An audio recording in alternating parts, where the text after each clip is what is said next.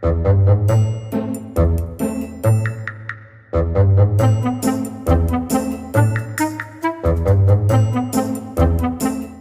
2, Drill Knuckles. I watched the next fight from the ring's edge, chest still heaving, sweat cooling fast in the mountain air. Mila 9 steps in against a man they call Coolface. Big, loud, already sneering before the fight starts. The kind of man who's decided who I am and who Mila is before either of us has said a word. I know a little of Mila's story already. He's a Vancouver kid, east side, grew up fast on streets that don't forgive a slow read. And somewhere between the alleys and the underground gyms, he taught himself a style nobody else on this hillside has ever seen. Something he built from scratch and named Gun Fu. Half joke and half warning, because his hands move like something fired rather than thrown. "Where does boy come from, eh?" Coolface says, loud enough for the whole hillside to hear, sizing up the unfamiliar cut of Mila's clothes, the foreign rhythm in the way he holds himself. "Some Canada you come dung ya fi try him luck? Go home before me send you home in a box." Mila doesn't answer him.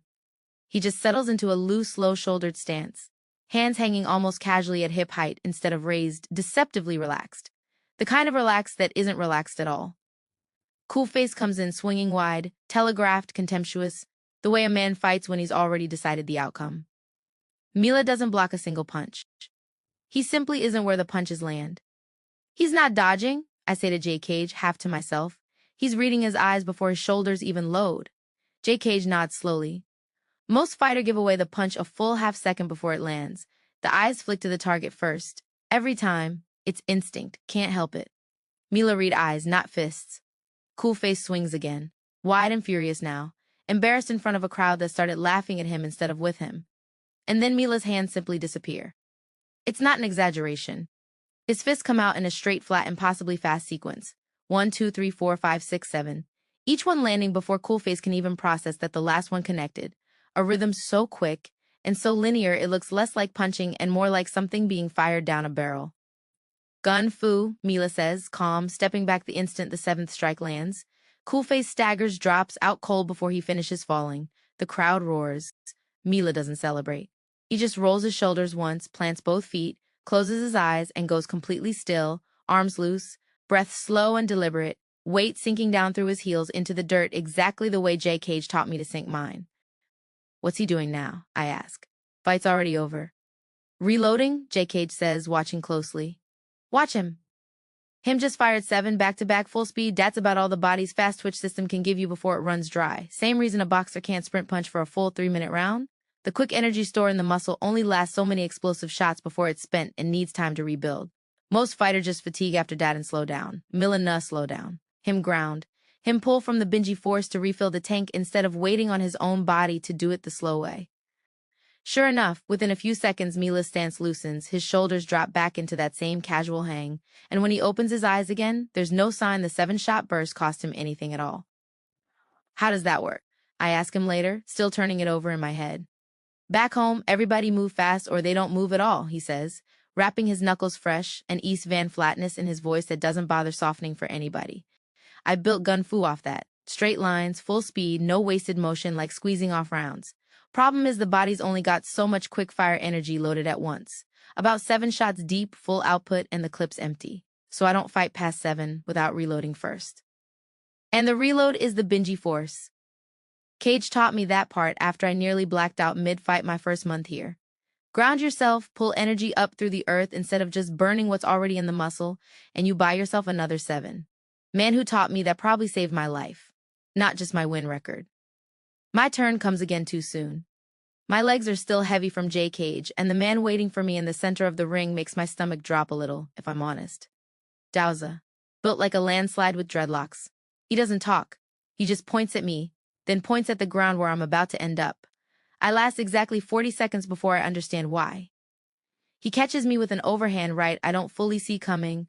My guard was a half-inch too low, my weight was too far forward, and biomechanics doesn't care how brave you are.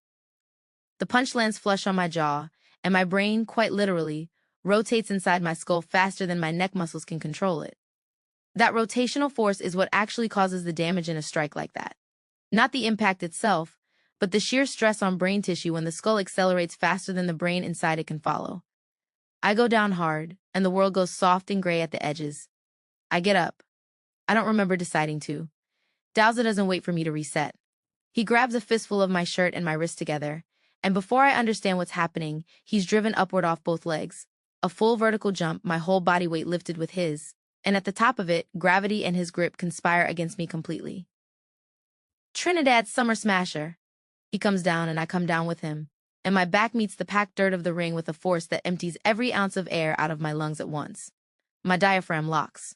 For 3 full seconds, I cannot breathe, cannot move, cannot do anything except lie there while my body's own nervous system screams a warning it has no way of acting on. The crowd goes dead silent, the way a crowd goes silent when they think they've just watched someone actually get hurt for real. I'm still down. My vision swims. Somewhere above me, blurred, Dowza is already turning toward the corner, assuming this is finished. And then, behind my closed eyes, I see them. Cola's face in the doorway of that warehouse, tearful, relieved, saying my name like it meant something. Bunton's hand on my chest 2 years ago saying, when your inner chakra unlocks, you won't decide to use the technique. It will simply happen. It happens. Something opens wider than it's ever opened before, not just a crack this time, a door, and I understand lying flat on my back with no air in my lungs, exactly what my body needs to do that it has never done before. A Drake. I get up before Dowza has fully turned around. You should have stayed down, he says, almost gently, almost respectful. I know, I say, I'm getting up anyway.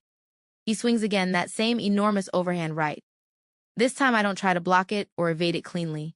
I step inside the arc of it, rotate my hips explosively, the same kinetic chain a discus thrower uses, force generated from the ground up through the legs, through the hips, through the torso, converted at the very last instant into rotational torque through my forearm.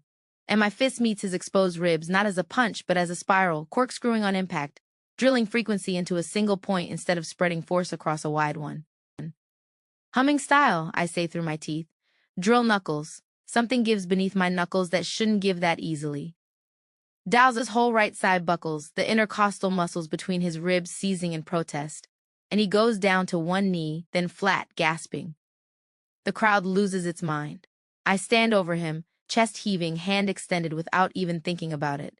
You good? He looks at the hand a long moment, then at me. Nobody ever teach me a fist could spin like that. I didn't know it could either. Not until about 10 seconds ago.